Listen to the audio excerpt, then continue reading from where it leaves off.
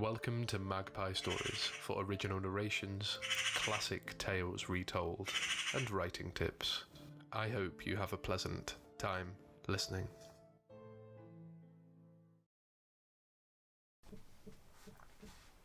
Magpie Stories presents Fairy Tale. Fairy tales are for children. Of course they are. Yet, there are times in our life, well, we just need to forget the real world. These stories are full of hope and wonder and warning. There are those that mock fairy tales, think them for people lesser than themselves. Maybe there is half a truth to it. The thing about fairy tales is that they are true.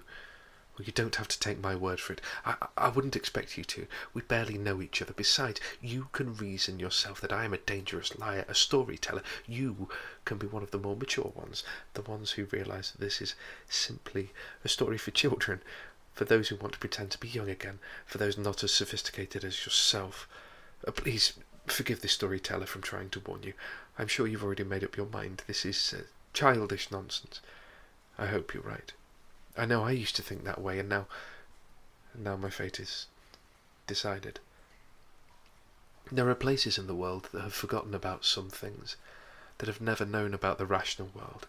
I've never heard of Isaac Newton. This is a part of the world where God does play dice. In these parts of the world there are seasons. They cause veritable strife. Now the struggle is done, and nature reclaims that from humanity. This is her ground now. Those that live nearby have respect for the weather, have respect for the water, have respect for the sky. They do not need big cities, the noise, the money, the modern ways of living. They are too busy being childish and unsophisticated, not like you. They remember to leave out food on Samhain Eve, to stay inside when it is approaching midnight. They are the ones who always leave an ember or two burning in the fireplace, no matter the season. You find them crossing themselves, although this predates the Nazarene and his cross. In this place, Mother Nature can share her true colours, what she is really capable of. She sometimes calls to the things that linger in the darkness in the corners of the world. This is the reason parents tell their children there are monsters. These places must be far away. You must not be able to find them now. I know, however, they are closer than you think. There is a place, in that place a beast. It has a name and often lingers between the land and the sea and is always ravenous. It is a fearsome thing, taking the aspect of a man and a horse on land and something else in the water, although no one who has seen it cast into the waves or emerge from them has ever managed to tell the tale. Survivors are blessed by luck rather than skill. This is one fell creature that does more than haunt the imagination. It strides into the world in the dark and shadowy places, eyes aflame with rage and hunger. It can, for some of the time, move more silently than the shadows from which it emerges upon those lost on the road. The Nuclevi survives like a canker, always devouring. On cold nights and where the sky meets the sand, you will find it. Not that you would go looking, mind you. There is something unwholesome, some faint reek on the air, as of animal dung in the fields, the kind that makes a nostril wrinkle in disgust. But you know, being an adult and not some commoner afraid of foolish things, there is something completely natural to explain all this. There is no way it could put you out of sorts. You would not be afraid of the dark and a smell. You cannot see the things that are there, that lie in the dark corners of the world. I hope you never meet him, or it, or she, or whatever it is. I might be foolish and silly. I know that many utter things behind my back. Most have grown brazen and do it to my face from the safety, being beyond my reach. The songs that the children make up and hum, the ones who know such things a childish laugh at me about. Where the land meets the sky, watch your step or you'll go mad like I. There is a ring to it, something that is not terrible, something that I am not too averse to, being completely honest. Those who know more and read the papers and know facts keep these children away from me. Though I escaped, it would appear it was so I could find my own grave. Silence and ostracism. They think I had something to do with it. The parents hated me, and the siblings, and the people we called aunt and uncle, but were really just friends. There was nothing that could be done. There were 6 of us. They might have all been boys or girls or a mix of both.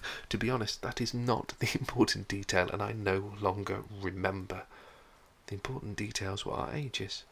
Young enough to be hopeful and old enough to know there was something out there for us. We had hope, and that was enough. We were the next generation.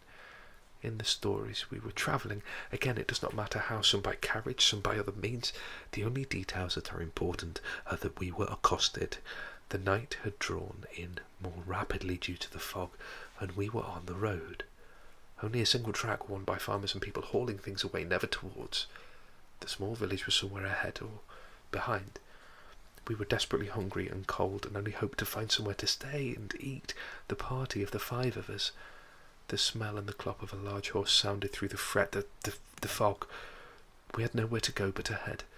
In the darkness and the gloom, I swear I saw sparks as from iron on granite, and the jewel flaring of eyes.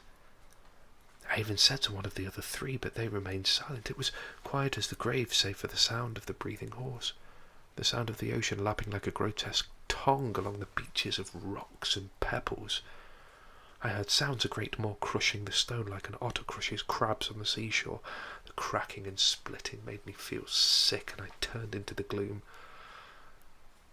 A tern yelled a cry like a banshee, accompanied by the smell. Again, the sewer gusts of foulness in its centre, the sweet smell of decay. My mind warped back to my youth. I had found my dog finally. She had been lost a week in that hot July. She was underneath the privet on the drive. My gladness dulled my other senses. I called, and she did not come as was custom. I called again, slapping my knees in gentle honeyed tones for what felt like minutes. My tone grew stern, in the ways the young do, and I began to shout and demand. This too failed. I rutted on my knees, thrusting my hand into the dense tangle of green and brown sinewy plant life. I had to push my face gingerly against the wall of green, my hands exploring like a surgeon, fingers tentatively furrowing into the sea of emerald and olive tones. I heard the familiar jingle of the collar, sounding like the opening verse of a favourite piano concerto. My fingers found purchase and snapped like a trap. I pulled, and after some slight resistance, she was free. While all this was happening, I thought she felt light, probably because she had not eaten.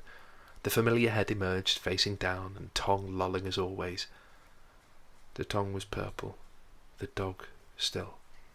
That is when the smell assailed me. My throat finally caught up with my eyes. Only the 4 quarters of the dog had come, the rest still in green, tenuously attached by things that should remain unseen to the world. Someone told me afterwards dogs sometimes go to die in a place they feel safe and would remain unmolested. My thoughts turned again to the present. The 2 ahead of me walked. Shakily I glanced over my shoulder to see the empty road. A faint whistle, and the pair of us stopped dead in our tracks. From the gloom emerged the thing. Great, bellowing breath, clouding and steaming. There were no words that I could utter. The sight was death, and in that instant I knew what I had to do. I unsheathed the small blade that was fashionable at the time, ones that were small and sharp and wicked. Still the thing approached the pair of us. That is when we realised there were just 2 of us, really new. We had somehow ignored it in our fear and our expectation that we should be alone and in this together. We shared a look between us as friends and as survivors. We heard the scream and the sounds and continued on. What choice did we have? My companion, my lifelong companion, looked at me questioningly. The look had been cemented on my face. I had set my heart to action. They had not felt the knife slide easily into the muscle. It was not until they tried to move that they stumbled and cried out. The beast snorted, its body hairless, and actually upon close inspection hairless for a reason. It had no skin, looked like a flayed beast that one sees outside the homes of a hunter.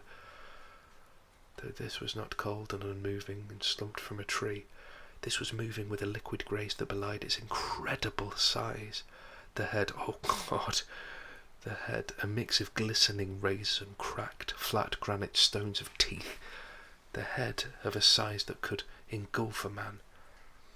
I turned to run to leave this place. The wound I had inflicted, my only recourse to safety, or so I had thought. My companion had panicked, and in the pale moments of fleeting life grabbed with an urgency only those close to the veil can muster, and clamped onto my ankle in a grip that caused delicious compositions of pain to run up my spine.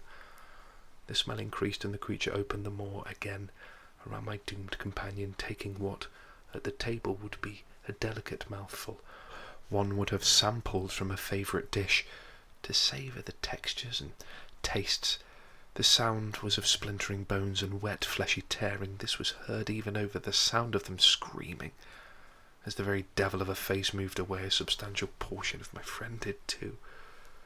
My mind convulsed again, and the memory of the dog sat in my consciousness. The devil take me, I swear I ne'er saw anything akin to this. It began to rain. The pleasured look on the knuckle of Eve vanished, and it seemed to split and hiss and dissolve into the floor, as if each shard of rain flensed it from corporeal manifestations. I was found right enough, brought to this place, the missing 4.5 companions laid at my feet, the knife in my hand, and my ramblings enough to bring me here. This was a group of people we knew well, a small community who know older ways. I will not see a trial or anything. My jail cell, the top floor of an old schoolroom, windows barred. I was not allowed pen or paper to write, that is why I mumbled to you. But you must not worry, listener. You are a grown-up, and do not believe in such things. I am merely a madman who killed his friends in the midst of a fog. You know there is no monster except me. Still, you'd better be careful in the fog in these parts. You do not know me, but I am clearly famous. I can see my family helping the community build a skeletal statue with which to honour me. They will finish it with an empty collar of rope, one to be filled in the morning. I can still only think of my dog. Strange that I have forgotten its name. Thank you for listening to Magpie Stories. If you enjoyed this tale, please like, comment and subscribe. You'll hear from me again soon.